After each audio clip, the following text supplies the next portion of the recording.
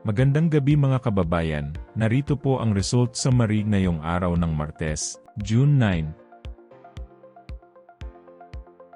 Pero bago ang lahat, paki-like at subscribe na po ang ating channel. Maraming salamat po. Para sa 2D Lotto, ang resulta sa 2 PM draw ay 19 at 30.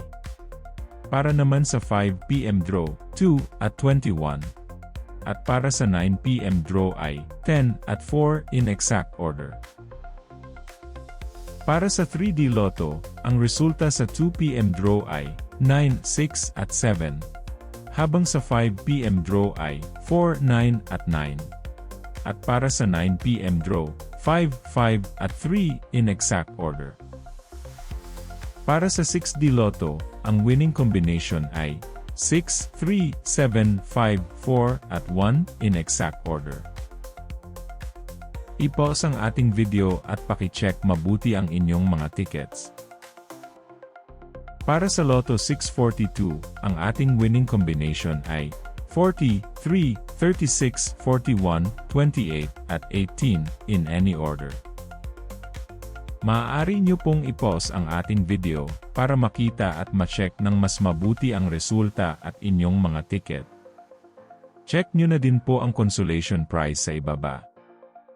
Para sa Super Lotto 649, ang ating winning combination ay 43, 22, 15, 4, 3 at 17 in any order. Muli, maaari nyo pong i-pause ang ating video para sa pag-check ng inyong mga ticket at panalo.